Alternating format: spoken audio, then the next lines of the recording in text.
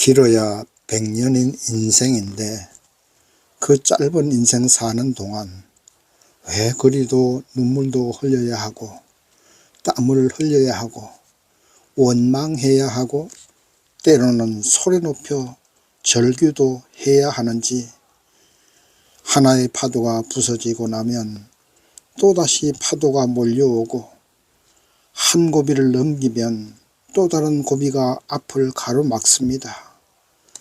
사람 사는 인생이 정도의 차이만 있을 뿐이지 모두가 다 그렇게 살아가는 것이 인생인 것 같습니다. 멀고 먼 바벨론 포로 생활을 청산하고 하나님이 임재하시는 예루살렘으로 돌아와서 하나님께 예배드리는 성전을 건축하고 이스라엘 백성들의 안전을 위해서 예루살렘 성벽을 쌓아 올리고 있는데, 순탄하게 공사가 마무리되었으면 얼마나 좋겠습니까? 신실한 지도자 느헤미야가 있고 백성들은 느헤미야의 지도 아래 열심히 성벽을 쌓아 올리는데, 사마리아 총독인 산발랏과 그의 동료 도비아의 방해와 협박을 이겨내기 위해서 한편으로는 그들을 경계하고 또 한편으로는 새벽부터 저녁까지 열심히 성벽을 쌓아 올려야 됩니다. 이렇게 힘들게 성벽을 쌓아 올리고 있는데 또 하나의 어려움이 앞을 가로막고 있습니다. 오늘 본문은 성벽을 쌓아 올리는 우리 유다 백성들과 느헤미야 앞에 흉년이라는 가뭄이라는 자연재해로 인해서 발생되는 문제와 그 문제를 극복하는 모습을 기록해 놓은 말씀입니다. 오늘 본문 말씀을 보시면서 우리 앞에 몰려오는 거센 환난 풍파를 어떻게 해결해 나갈 것인가, 개인적인 환난도 그렇고 국가와 사회의 문제를 어떻게 극복해 나갈 것인가에 대해서 깨닫는 시간이 되기를 소망합니다. 첫 번째는 문제가 무엇인지부터 파악을 해야 그 문제를 극복할 수 있습니다. 오늘 하나님 말씀 1절에서 4절까지 말씀 보면 비가 오지 않은 가뭄이 계속된 것 같습니다. 자연재해로 국가나 사회적으로 경제가 어려워지면 가장 먼저 피해를 보는 것이 일반 서민과 가난한 사람들입니다. 비가 오지 않은 가뭄이 계속되니까 농사가 안 되고, 그럼에도 국가에 내는 세금 바쳐야 되고, 그럼에도 먹고 살 양식은 구해야 됩니다.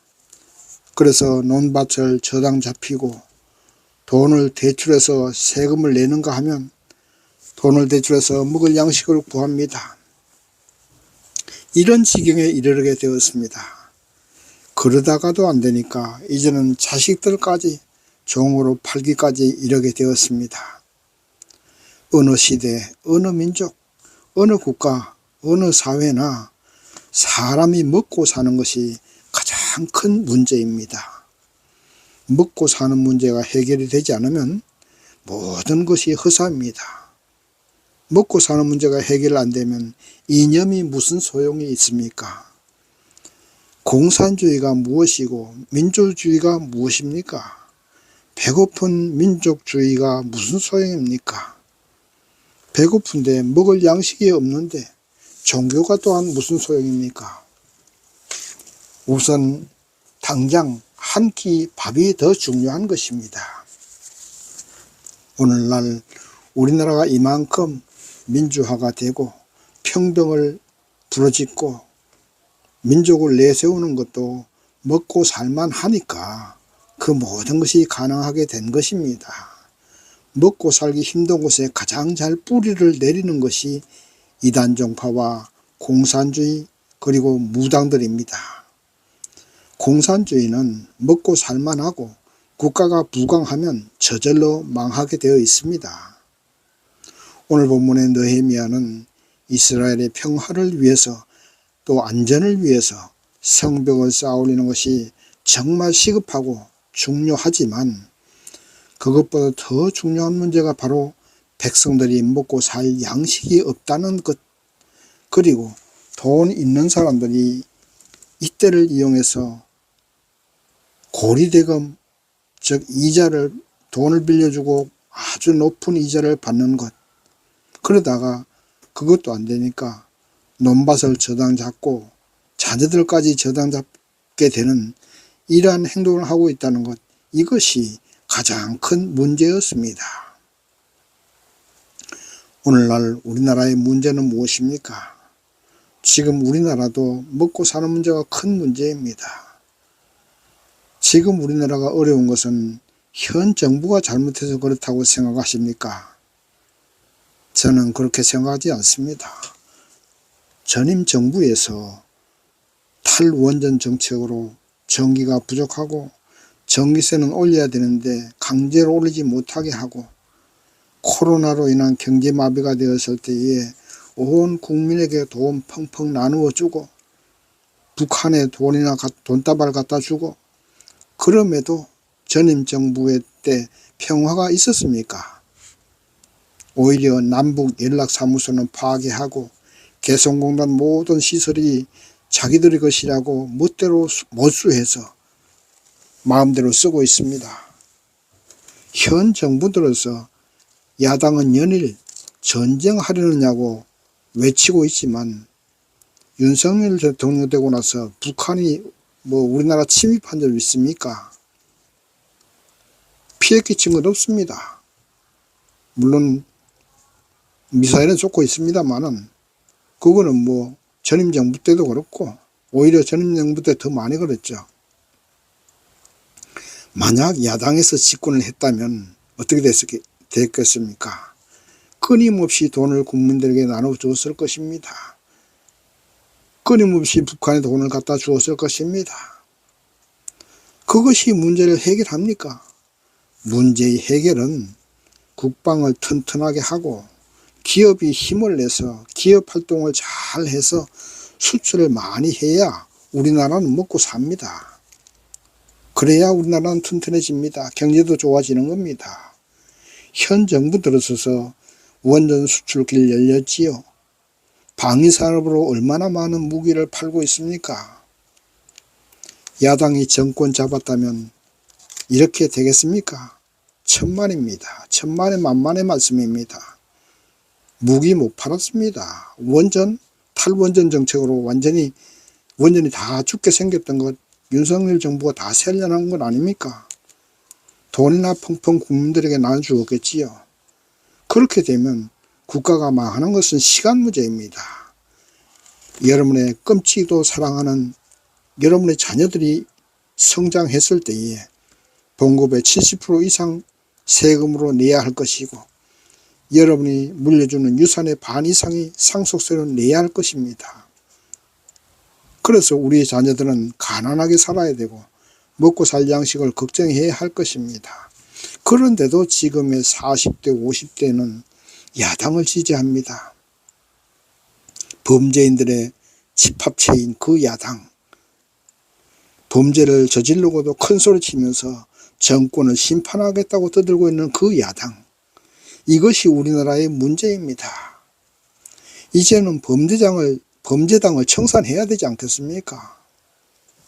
586 운동권 청산해야 되지 않겠습니까?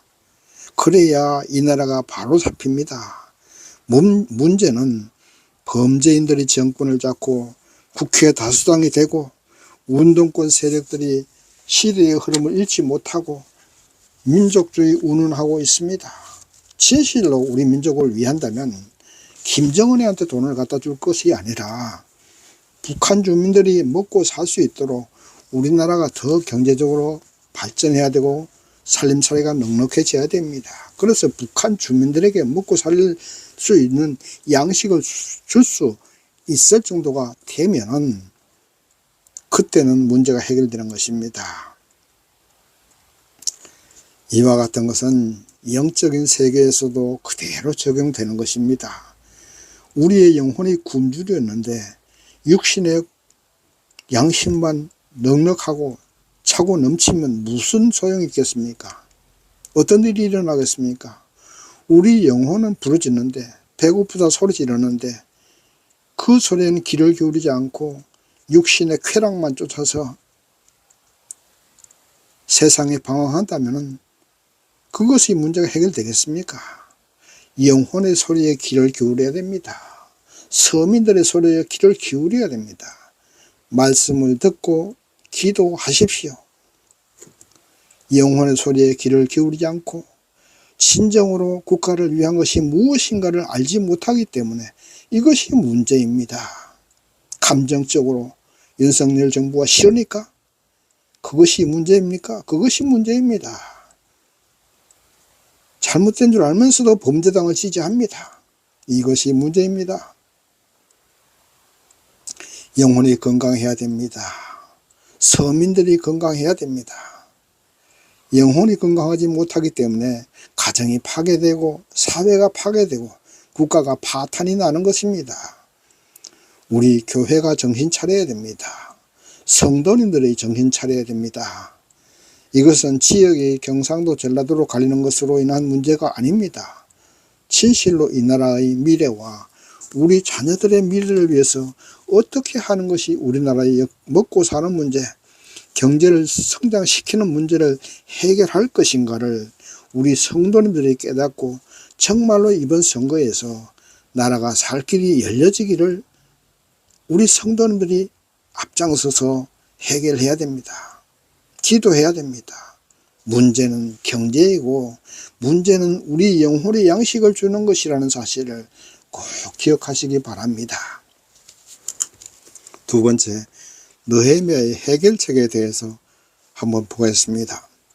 본문 말씀 7절 이하를 쭉 읽어보면 느헤미야는 백성들이 절규하는 소리를 듣고 귀인과 민장들을 꾸짖고 돈 구워준 것 이자받지 말고 저당 잡은 것 돌려주고 그리고 그렇게 하겠다고 말로만 하지 말고 대제사장과 하나님 앞에 맹세하라고 합니다. 그 길만이 해결책이기 때문입니다. 느헤미야는 귀인과 민장들, 그러니까 돈 있는 사람들에게 백성들과 가난한 자들, 그들도 우리와 하나이고 우리와 같은 아브라함의 후손이고 한 민족이다. 한 몸이다. 이렇게 말하고 있습니다. 그러니까 가난한 자들에게 이자 받고 논밭 저당 잡고 자식들을 저당 잡는 것은 우리 스스로 자기 살 뜯어먹는 것과 같다. 왜냐하면 한 몸이기 때문이다. 이렇게 느헤미야는 귀인들과 민장들에게 말씀하고 있습니다. 우리가 배고프다고 내 팔다리를 잘라서 먹을 수 없지 않습니까? 가난한 자든 부자이든 벼슬을 하고 있는 사람이건 일반 서민이든 똑같은 이스라엘 공동체이고 아브라함의 후손이며 하나님의 백성들입니다. 그런데 문제는 있는 사람들에게 있습니다. 가진 사람들이 더 가지려고 하는데 문제가 있는 것입니다. 그래서 느헤미야는 이자를 받는다거나 논밭을 저당 잡은 것 돌려주라. 자녀들도 다시 돌려주라. 그렇게 하라고 말하고 있습니다. 국가가 어렵고 사회가 어렵고 가정이 어려우면 서로를 원망하고 서로에게 책임을 전가하는 일이 많습니다. 이래서는 절대 문제가 해결되지 않습니다. 서로가 하나라는 마음이 가장 중요합니다. 우리는 하나라는 마음으로 하나 되면 배고픈 사람에게 밥을 주게 될 것입니다. 왜냐하면 그도 내 몸이기 때문입니다. 쌀이 없고 돈이 없는 사람에게 나눠줄 수 있을 것입니다. 문제는 우리는 하나라는 마음이 없기 때문에 있는 사람은 없는 사람을 더 착취하게 되는 것입니다. 그러므로 정치인과 지도자들이 가장 중요하게 생각해야 할 것이 바로 국민의 마음을 하나로 뭉치게 하는 것입니다. 그런데도 정치인들은 자기들의 유불리에 따라서 국민을 갈라치게 합니다. 갈등을 조장합니다. 지역 간의 갈등을 조장하고 세대 간의 갈등을 조장하고 그렇게 합니다. 그렇게 해서 자기들의 욕심을 채우려고 하고 정권을 잡으려고 합니다. 우리 교회 성도님들이 십자가를 지고 하나가 되게 해야 됩니다. 교회가 하나가 되게 해야 됩니다. 교회 안에서는 지역 갈등이 없어야 됩니다. 세대 간의 갈등도 없어야 됩니다. 만약에 있다면 서로가 십자가를 지고 우리는 하나라는 하나되기 운동을 해야 되지 않겠습니까? 그런데도 그렇지 못합니다. 교회들의 모임인 교단 정치하는 목사님들을 보면 사회 정치보다도 더 합니다. 그까지 노회장이 뭐라고, 그까지 총회장이 무엇입니까? 그것 한번 해먹겠다고 서로 싸우고 모함하고, 아무튼 정치하는 곳에는 교회나 국가나 사회나 다 똑같은 것 같습니다. 그래서 저는 정치하는 목사님이나 정치인들을 아주 싫어합니다. 그럼에도 정치인은 필요합니다. 국회의원이 필요하고 대통령이 필요합니다. 그러므로 우리 서민과 백성들이 올바른 사람을 정치인으로 선출해야 됩니다. 정말로 진실로 국가와 국민을 사랑하고 국가와 국민을 위해서 자기 한번 바치려는 그런 사람을 선출해야 하는데, 도둑놈을 국회의원으로 뽑아주고 범죄인들을 뽑아주고 사기꾼들을 국회의원으로 뽑아주기 때문에 그 피해를 국민들이 보고 있고 서민들이 보고 있는 것입니다. 사기꾼으로 국회의원이 되고 도둑놈이 되고 국회의원이 되니까 나라 살림 빼먹고 나라 돈 자기 마음대로 북한에다 갖다 바치고, 그것도 모자라서 국가 비밀을 잔뜩 담아서 USB를 김정은한테 갖다 주는 이런 일이 발생하는 겁니다. 우리 성도님들이 하나 돼야 하고 국민들이 또 서민들이 하나 돼야 됩니다. 그리고 진실로 국가를 위하고 국민을 위한 사람을 선출해야 됩니다. 이거는 지역 갈등, 지역으로 해결된 문제가 아닙니다. 왜 그런지 모르겠습니다. 그쪽 지방 사람들, 또 40, 50대들 왜 그렇습니까? 난 도저히 이해할 수 없습니다.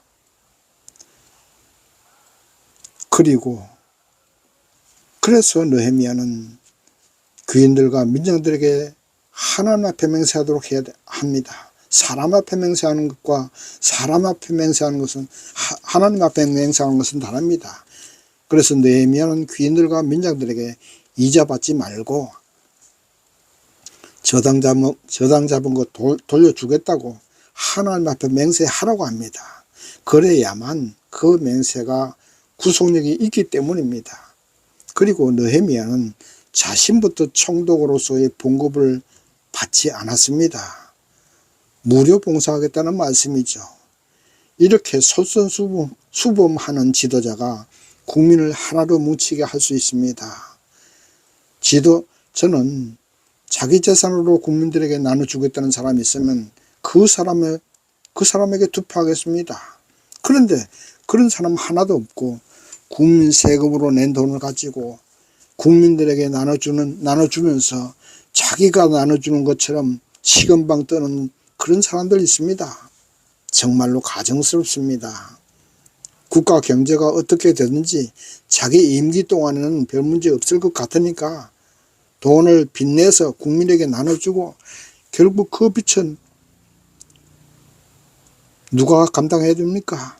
우리 국민들이 몇 배로 감당해야 되고 우리 후손들이, 우리의 자녀들이 그것을 해결해야 됩니다.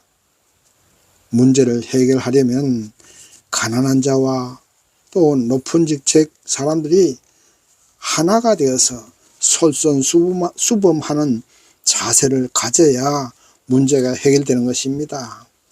오늘 본문 14절 말씀 보십시오. 내가 유다 땅 총독으로 세움을 받은 때 곧 아닥사스다 왕 20년부터 32년까지 12년 동안은 나와 내 형제가 총독의 녹을 먹지 아니하였느니라. 아멘. 느헤미야는 총독이면서도 총독의 봉급을 12년 동안이나 받지 않고 오직 국민 그 서민들의 안전을 위해서 성벽을 쌓고 성전을 건축하는 일에만 전념했던 것입니다. 지도자가 문제를 해결하려면 문제가 무엇인가부터 철저하게 파악하고 그 문제를 해결하기 위해서 지도자가 솔선수범해야 합니다. 자신은 목에 힘을 주고 이렇게 하고 저렇게 하라고 하는 것을 그런 사람은 아마추어 지도자가 그렇게 하는 것입니다. 어쩌다 보니 지도자가 된 사람은 자기가 잘나서 그렇게 된 줄 알고 아랫사람을 야단치고 국민 위에 군림하려고 합니다. 그래서는 결코 문제가 해결되지 않습니다. 국가 세금 빼돌려서 과일 사 먹고 이제 샴푸까지 사는 그런 사람, 그런 도지사, 그러면서도 또 반일을 외치는 이런 이중인격자들, 이런 사람이 무슨 경제를 논하고 무슨 애국을 논하고 무슨 정치를 하겠다는 말입니까? 자기 자식 대학 보내자고 온갖 수단 방법 다 동원해서 그렇게 해서 의과대학교 보내놓고도 그래놓고도 부끄러운 줄 모르고 윤석열 대통령 탄핵하겠다고 정치판에 나와서 정당을 만들고 뜯어들고 다니고 있습니다. 그런데도 40, 50대 이 사람들은 그들을 지지하고 있습니다. 참으로 할 수 없는 일입니다. 이해할 수 없는 일입니다. 어떻게 사기꾼 또 범죄인 도둑놈들을 지지하는지 모르겠습니다. 솔선수범하는 지도자, 정말로 국가와 국민을 사랑하는 느헤미야 같은 지도자를 선택해야 하지 않겠습니까? 느헤미야는 국민을 설득합니다. 아니, 귀인들과 민장들을 꾸짖고 이자 받지 말고 저당 잡은 거 돌려주라고 호소합니다. 그리고 자신이 솔선수범해서 총독의 녹을 받지 않았습니다. 그리고 기도합니다. 우리 성도님들이 정신 차리십시다. 느헤미야처럼 범죄하고도 부끄러운 줄 모르는 사람들, 나라 세금 도둑질 하고도 이 나라를 다스리겠다고 떠들고 다니는 저 사람들 향해서 심판해야 됩니다. 느헤미야가 귀인들과 민장들을 꾸짖은 것처럼 우리가 그들을 꾸짖고 심판해야 되지 않겠습니까?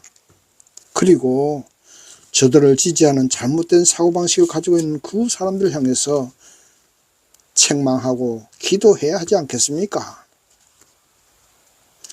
어느 시대나 교회와 성도님들이 중심을 잡아야 됩니다. 아무리 거센 폭풍과 몰아치고 교회가 몰아쳐도 교회가 정신 차리고 목사님들이 정신 차리고 성도님들이 정신 차려서 문제점이 무엇인지 정확히 파악하고 그 문제를 해결하기 위해서 불의한 자들이나 사회를 이끌어가게 해서는 안 됩니다. 범죄자들, 사기꾼들이 이 국가를 이끌어가게 해서는 아니 됩니다. 말씀을 정리합니다. 사단은 언제 어느 시대에나 세상을 문란하게 합니다. 우리의 심령도 문란하게 하고 혼란하게 하고 사망으로 이끌어가고 있습니다. 흉년이 들고 비가 오지 않는 그 자연재해 가운데서 고리대금으로 착취하는 자들, 느헤미야는 꾸짖고 자기 스스로 총독 봉급을 받지 않는 모범을 보입니다. 교회와 성도님들이 이 나라를 파괴하려는 잘못된 사람들, 저 사람들을 징계해야 됩니다. 우리 스스로 의로운 믿음 생활로 모범을 보이고 올바른 사람을 정치인으로 선출해서 이 나라가 바로 설 수 있도록 성도님들과 한국 교회들이 이끌어갈 수 있기를 주님의 이름으로 축원합니다. 아멘.